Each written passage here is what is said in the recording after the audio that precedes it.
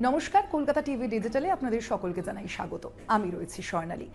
এই যে বিয়ের মরশুম চলছে, আমরা জানি এই বিয়ের মরশুমে কিন্তু সোনা খুবই মূল্যবান বস্তু হয়ে ওঠে এবং অবশ্যই তার যে দামও অনেকটা বাড়ে সেটাও আমরা দেখেই থাকি। এবং সোনা রীতিমতো যেভাবে দামে বেড়ে যাচ্ছে, তার ফলে সাধারণ যে মধ্যবিত্ত বাঙালিরা রয়েছেন, যে মধ্যবিত্ত মানুষরা রয়েছেন, তাদের জন্য কিন্তু সোনা ছুঁতে যাওয়াও কোথাও গিয়ে একটা কঠিন হয়ে যাচ্ছে। কিন্তু এই প্রেক্ষাপটে এবার কিন্তু রূপো সোনাকে টেক্কা দিচ্ছে রীতিমতো।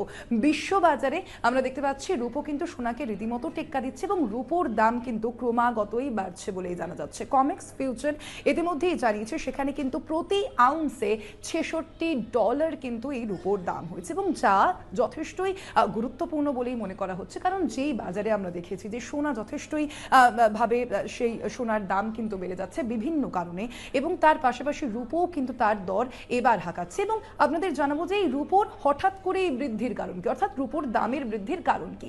প্রাথমিকভাবে তিনটি কারণ বলা হচ্ছে, এখানে উল্লেখ করা হচ্ছে। প্রাথমিকভাবে আমরা দেখে থাকি যে এই রূপোর ব্যবহার কিন্তু শিল্পক্ষেত্রে হয়ে থাকে এবং শিল্পক্ষেত্রে যেহেতু এই রূপোর ব্যবহার হচ্ছে, সে কারণে আন্তর্জাতিক বাজারে কিন্তু এই রূপোর ক্ষেত্রে কিছুটা হলেও টান পড়ছে। এবং আন্তর্জাতিক বাজারে টান যে পড়ছে তার কারণে স্বাভাবিকভাবেই যে রূপোর দাম বাড়বে তা কিন্তু বলাই বাহুল্য। এবং শুধুমাত্র তাই নয়, দ্বিতীয়ত যে কারণটায় আসে আপনাদের সামনে রাখবো, যে চাহিদা।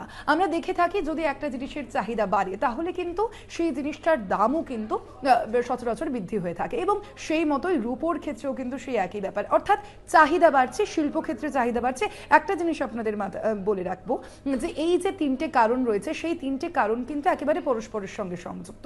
আপনাদের প্রথমেই যেমনটা জানালাম যে শিল্পক্ষেত্রে রূপোর যে চাহিদা, সেই কিন্তু চাহিদা বাড়ছে এবং প্রত্যেকটা ক্ষেত্রে যে রূপোর ব্যবহার, সে কারণে আন্তর্জাতিক বাজারে একটা টান দেখা দিচ্ছে। এবং সেকেন্ডলি সেটা হচ্ছে এই যে চাহিদা বাড়ছে, সেই চাহিদা বৃদ্ধির কারণে কিন্তু রূপোর প্রতি মানুষ অনেক ঝুঁকছে এবং চাহিদা সৃষ্টি হচ্ছে এবং সেই কারণে রূপোর দাম বাড়ছে। এবং তৃতীয় যে কারণটা আপনাদের বলি, মার্কিন ফেডারেল রিজার্ভ সুদের হার কমাতে পারে।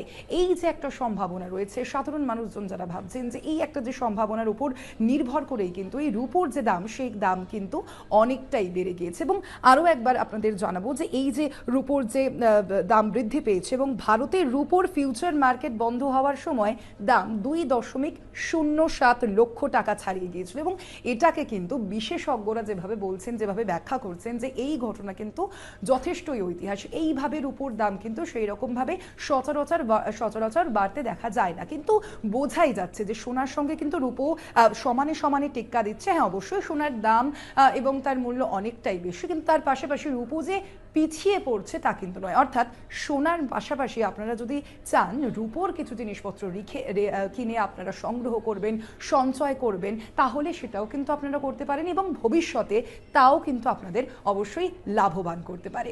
এই সংক্রান্ত আলোচনা এখানেই শেষ। দেখতে থাকুন কলকাতা টিভি ডিজিটাল অন্যান্য সব খবরের জন্য।